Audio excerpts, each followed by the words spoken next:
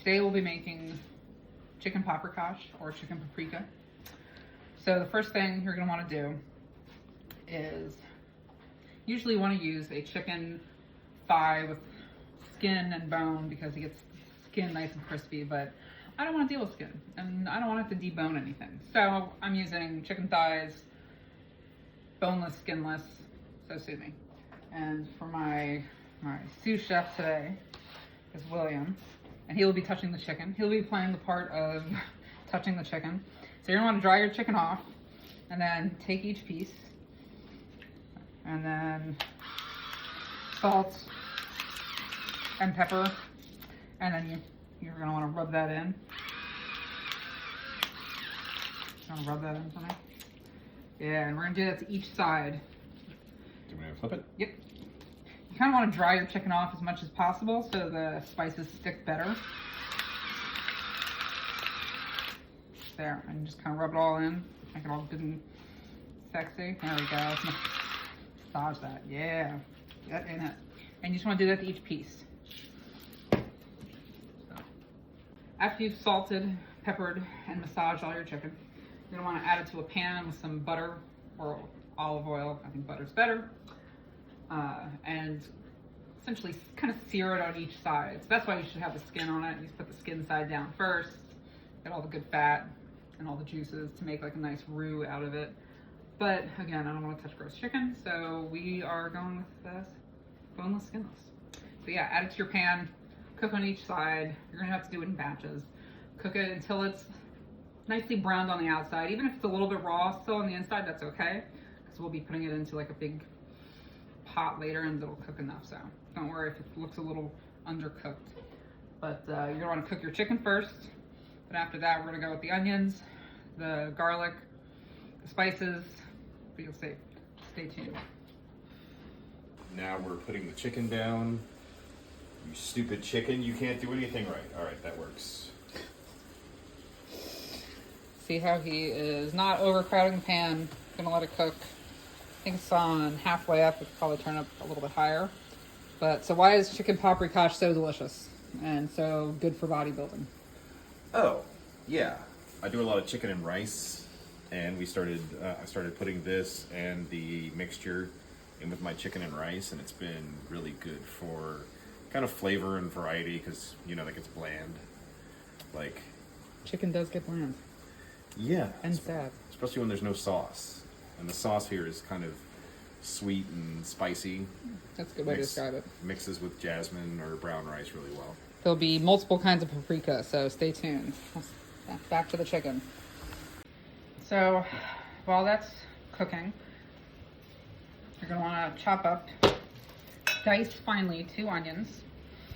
And I believe I have a video on how to finely chop or mince onions. I like mine pretty minced myself, just because, I don't know, I don't want to grab a big hunk of onion.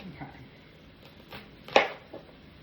So you want to cook the chicken on each side for about maybe 5 or 6 minutes. Maybe probably less than that, probably.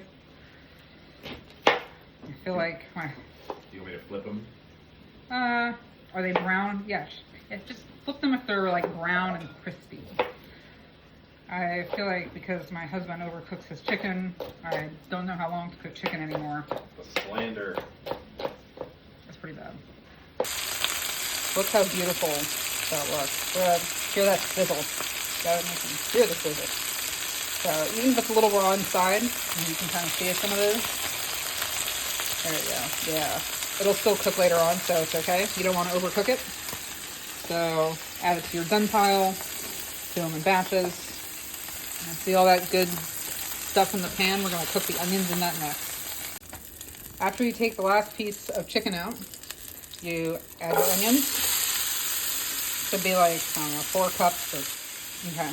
Once you add your onions, I always add a little bit of salt to break down the cellular wall so it, you know, sautés a little bit nicer. You don't want to cook this down. If you need to add more fat because your chicken did not have skin on it, feel free to add more butter. Fat is flavor. And you don't want to cook this down for, yeah, a few minutes, and then add the garlic so it becomes translucent around the same time. So that is a lot of onion. Whew. All right, so add your garlic in. So these are kind of a little starting to get translucent. You want to add your garlic and keep stirring. All right, after you kind of start seeing your garlic get, nice and translucent, you can either add tomato paste or some tomatoes or tomato sauce. Some people put red pepper in it. All right, so once you've added your tomato sauce and or paste, or just a can of tomatoes, crushed tomatoes, whatever you have, they'll turn out delicious regardless. Once you have this going, you will add you take it off the heat, so turn the heat off, and pretend I removed that from the heat. And then you add your paprika and salt.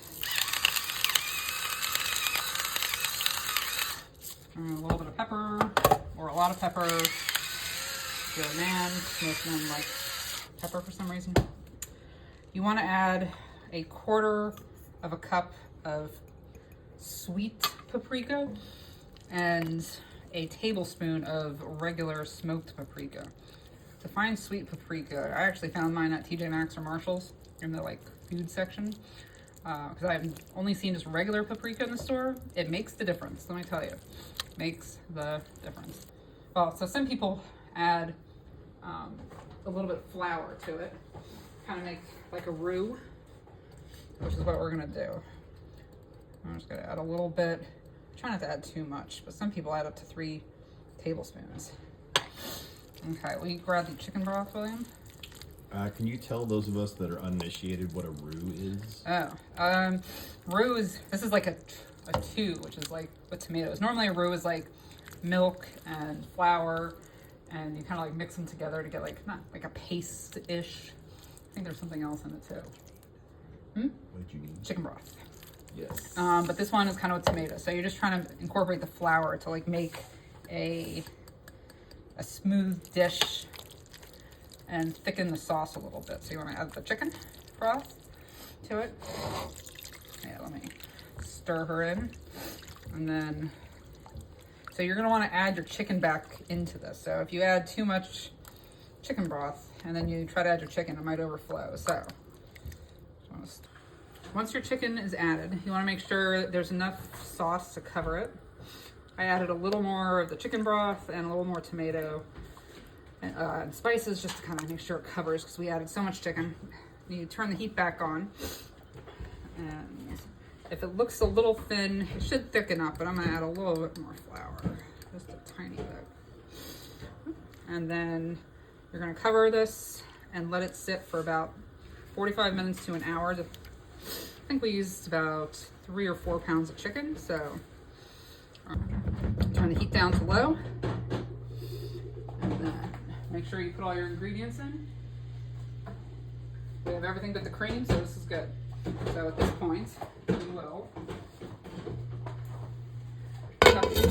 cover this bitch, set her on low, set it, and forget it.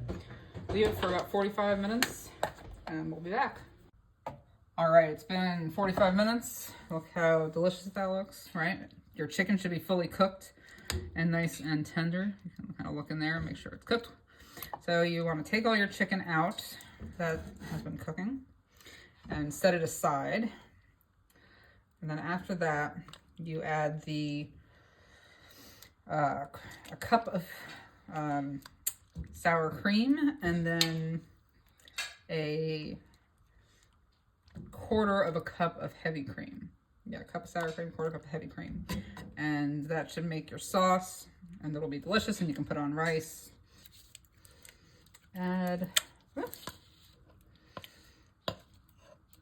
with my gay Star Wars spoon. Yeah, it really is. All right. Okay. Add the sour cream to this. And I don't know if I have half and half. I think I'm just going to probably add more sour cream, but we'll see. Okay.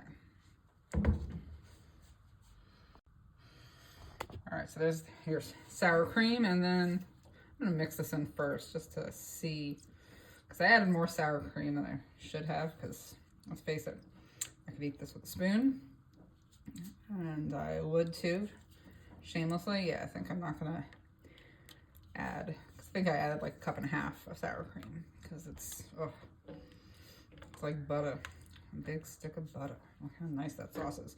Once your sauce is stirred up and looks good, to your level of creaminess, add your chicken back in and serve over rice or I don't know, all sorts of things, like rice, pasta, noodles, you know, all that stuff. So yeah, put your chicken back in.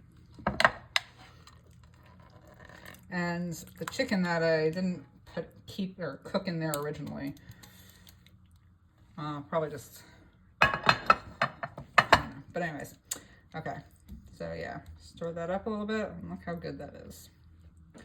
Delicious. And there you have chicken paprikash.